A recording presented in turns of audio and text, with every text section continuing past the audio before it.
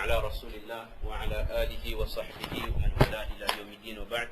سبحانك لا علم لنا إلا ما علمتنا إنك أنت العليم الحكيم. رب زدنا علما يا كريم، رب زدنا علما يا كريم، رب زدنا علما يا كريم، رب اشرح لي صدري ويسر لي أمري واحلل عقدة من لساني يفقهوا قولي. Mes chers frères, on avait vu la dernière fois trois hadiths seulement, trois hadiths qui expliquaient l'importance du fait d'entretenir les bonnes relations entre les membres d'une même famille. Et ces hadiths, en même temps, mettaient en garde contre le fait de rompre les relations avec les membres de la famille. On avait expliqué la dernière fois que qu'est-ce qui fait qu'une personne, elle est prête à ne plus parler ou à ne plus fréquenter un frère, un oncle, un cousin, un beau-frère. C'est vraiment le takabbur, l'orgueil, la fierté qu'il y a dans le cœur. Car les conflits, les oppositions d'idées, ce sont des choses qui vont toujours arriver. Quel que soit notre niveau social, notre niveau religieux, il y aura toujours des conflits entre les personnes. Ça n'existe pas une famille où tout le monde s'entend bien du début jusqu'à la fin. Il y aura toujours un petit conflit, soit par rapport à une question d'héritage, soit par rapport à une question de service rendu ou de dette ou je ne sais quoi. Mais ça n'existe pas une famille, même aussi religieuse soit-elle, dans laquelle il n'y a pas de friction. D'accord? Maintenant, la personne qui est dans son cœur, elle a l'amour pour Allah. Elle sait que entretenir les liens entre les membres de la famille, cela m'amènera directement au paradis.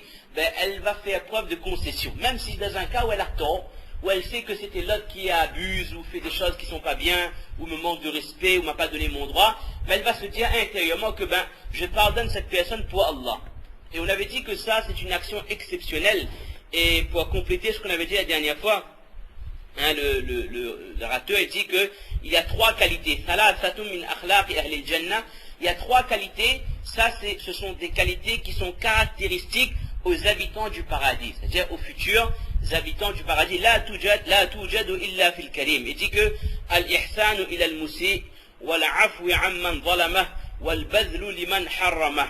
Il dit la première de ces qualités, c'est quoi? C'est faire du bien avec la personne qui vous a fait du tort. Si quelqu'un vous a fait du mal, vous a fait du tort, vous ne lui rendez pas l'appareil, mais bien au contraire, vous agissez correctement avec cette personne. Le fait de pardonner à celui qui vous a opprimé. Si quelqu'un vous a opprimé, vous êtes en droit de demander votre droit. Vous êtes en droit même de maudire la personne, car la malédiction de l'opprimé est acceptée par Allah. Mais celui qui, même dans ce moment où il a été maghloum, il a été opprimé, il pardonne à son oppresseur, ça fait partie des qualités des habitants du paradis. Wal-badhlu liman harramah, celui qui vous donne pas, vous lui donnez. Celui qui fait pas le premier pas vers vous, qui au contraire vous ferme la porte au nez, vous faites le premier pas vers cette personne et vous allez auprès d'elle. Ça, ce sont des qualités difficiles à avoir. Ça, il faut vraiment casser l'orgueil que Iblis met dans le cœur de l'homme pour arriver à ce degré où on peut rechercher le contentement de l'autre uniquement pas un mot pour Allah, pas par intérêt que mon beau-frère il est riche, il a telle entreprise, il va me faire gagner tel avantage, l'autre pas besoin qu'on avec lui parce qu'il n'a pas rien, de toute façon il est remis. Non, c'est uniquement pour Allah. Aimer pour Allah, fréquenter les gens pour Allah subhanahu wa ta'ala. Et parmi les récompenses qu'il y a concrètement dans la vie de tous les jours, dans le fait de pratiquer ce qu'on appelle silatul rahim, entretenir les liens familiaux. Dans un hadith, le prophète dit la yaruddul qadru illa ad-du'a, la yaruddul qadra illa ad-du'a. La seule chose qui peut repousser le destin, c'est quoi? C'est les du'a.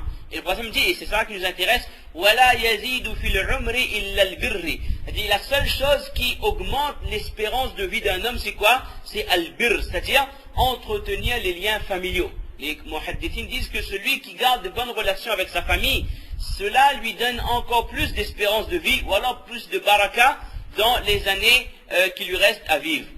Et le prophète dit à la fin, وَإِنَّ الرَّجُلَ لَيُحْرَمُ الرِّزْقُ بِالذَّنْبِ يُصِيبُ. Et une personne, elle s'interdit elle-même son rosier à cause des péchés. Il est possible qu'Allah Ta'ala a écrit pour telle personne une quantité de rizq, de subsistance, mais à cause de ses péchés, elle-même, elle se ferme les portes du baraka.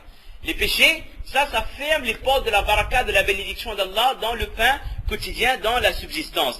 Également, un autre riwayat également, ça c'est de Ibn Umar, ça c'est une citation de Ibn Umar radiallahu anhu, il dit que man ittaqa rabbahu, celui qui a la crainte d'Allah, wa wasala rahimahu, et qui entretient les liens avec les membres de sa famille, cette personne, elle aura baraka dans sa vie يعني يزاد في عمره, elle aura une espérance de vie plus longue.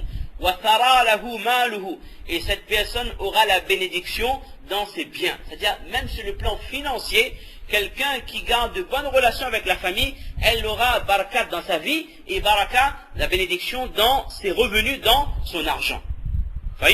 Et il y a beaucoup de versets du Coran qui incitent le fait d'entretenir ces relations. Lorsqu'Allah dit au Coran, وَآتِ ذَا الْقُرْبَى حَقَّهُ, Allah dit également ce qu'on entend de le khutbah, إِنَّ اللَّهَ يَأْمُرُ بِالْعَدْلِ وَالْإِحْسَانِ وَإِيتَاءِ ذِي الْقُرْبَى.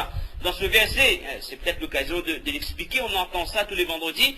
Dans ce verset, إِنَّ اللَّهَ يَأْمُرُ بِالْعَدْلِ وَالْإِحْسَانِ وَإِيتَاءِ ذِي الْقُرْبَى. Dans cette première partie du verset, Allah Azza wa Jal ordonne aux musulmans trois choses.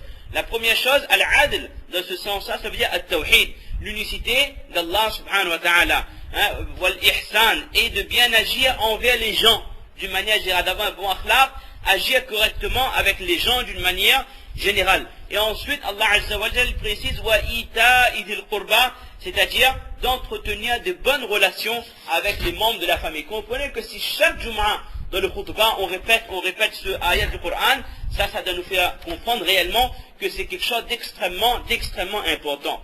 Et Al-Hassan al-Basri, rahimahullah, il dit que ما خطى عبد خطوتين أحب إلى الله تعالى من الخطوة إلى صلاة الفريضة وخطوة إلى ذي الرحم المحرم.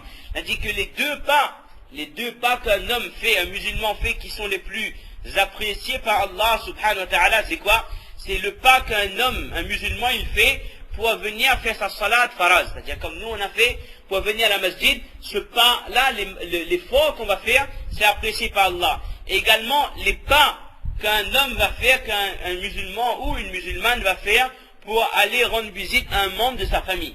Et ça aussi pour Allah Azza wa Jal, pour entretenir les liens familiaux comme Allah subhanahu wa ta'ala l'a demandé. Ça c'est quelque chose d'extrêmement apprécié par Allah subhanahu wa ta'ala. Alors la question qui se pose, c'est comment donc entretenir les liens familiaux? Dans le cas où une personne, elle habite dans le même endroit que les membres de sa famille, alors il est bien de temps en temps de donner un hadiya, un cadeau, une fois de temps, un présent, et ça ne veut pas forcément dire des présents d'une grande valeur, c'est le geste. D'accord, parfois vous faites cuire à manger, vous nous envoyez un petit quelque chose pour le cousin, la cousine, le kala, le tonton, la nièce ou le neveu. Ça, vous ne pouvez pas vous imaginer comment ça renforce les liens, ça renforce le muhabbat. Également, la deuxième chose à faire, c'est az-ziyara, rendre visite. Rendre visite une fois de temps aux membres de la famille. Et rendre visite, ça ne veut pas forcément dire que attendre que l'œuf nous invite, il nous va nous s'accaler une temps, 2 temps, on va manger, on va rester chez elle. Ça, c'est pas visiter, ça. Visiter, c'est une visite, ça doit être court. On va rendre visite à un membre de la famille, on apporte quelque chose à la mesure du possible, et que la personne comprenne bien qu'on est venu pour apprendre de ses nouvelles. Et ça touche les gens, ça.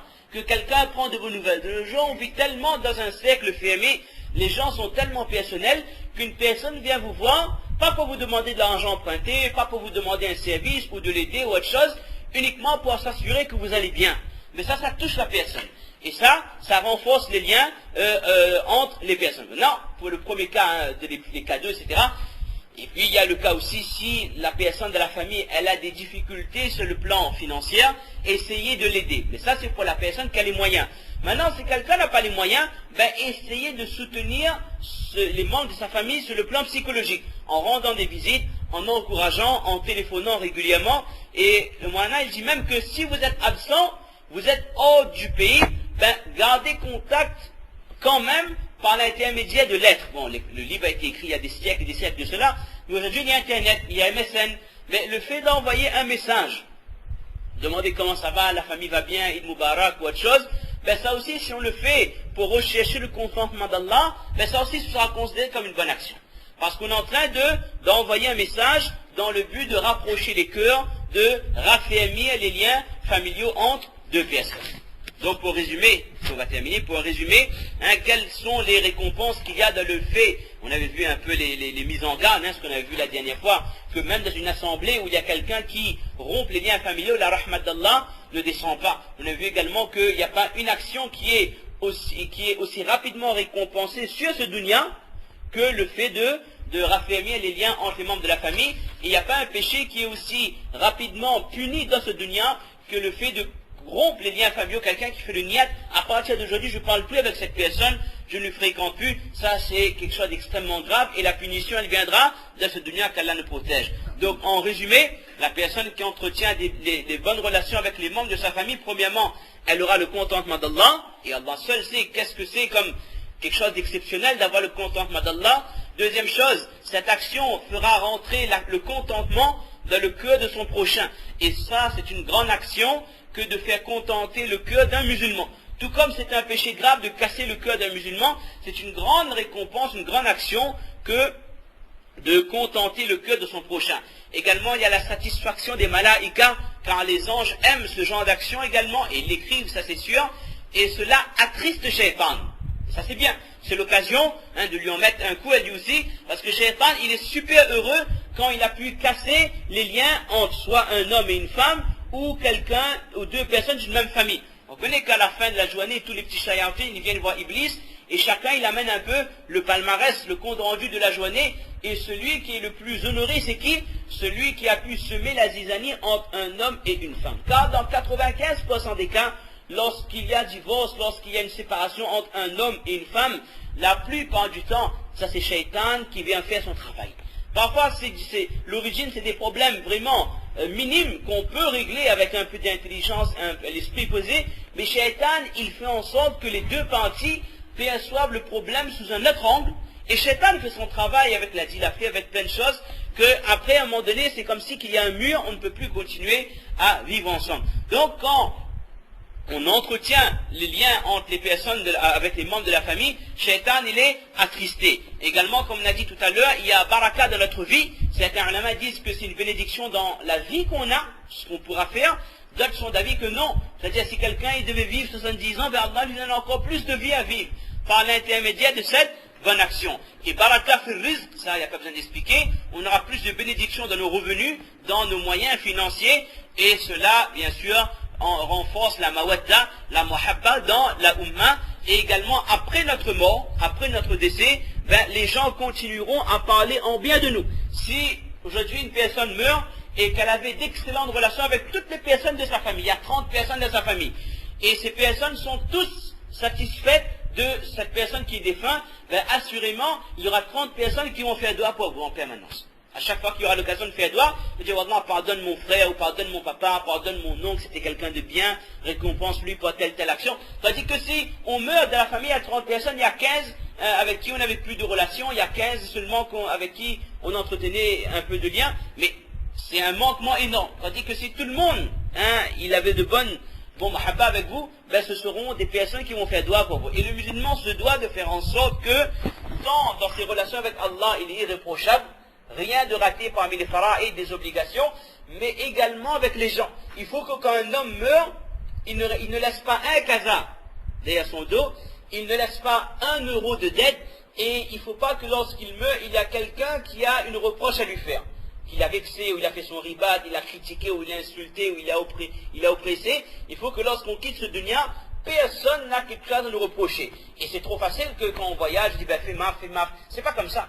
C'est pas qu'on fait du tort aux gens, et avant de voyager, on dit, ben, faites maf, pardonnez-moi pour mes erreurs. C'est vrai que si la personne vous dit, c'est bon, on fait maf, c'est quelque chose. Mais l'objectif, c'est quoi? C'est d'arriver à une situation où jamais dans notre vie, dans nos paroles, ou dans nos gestes, on va offenser notre prochain. Qu'Allah donne un tawfiq de comprendre les paroles, et qu'Allah renforce la muhabba qu'il y a dans les familles.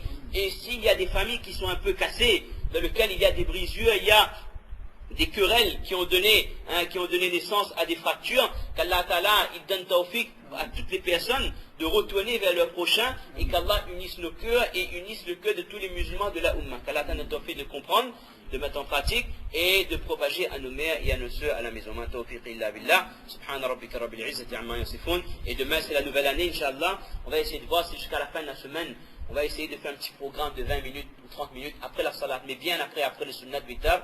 Moi, tout le monde il a déjà fait sa salade. On va faire peut-être un petit programme un peu plus long que d'habitude pour parler un petit peu, faire un bilan de 2008 et quelles sont les résolutions que nous devons prendre pour l'année 2009. Wa ma tawfiq illa billah. Subhana rabbika rabbil izzati amma yasifun. Wa salamun ala al-mursalin. Walhamdulillahi rabbil alamin.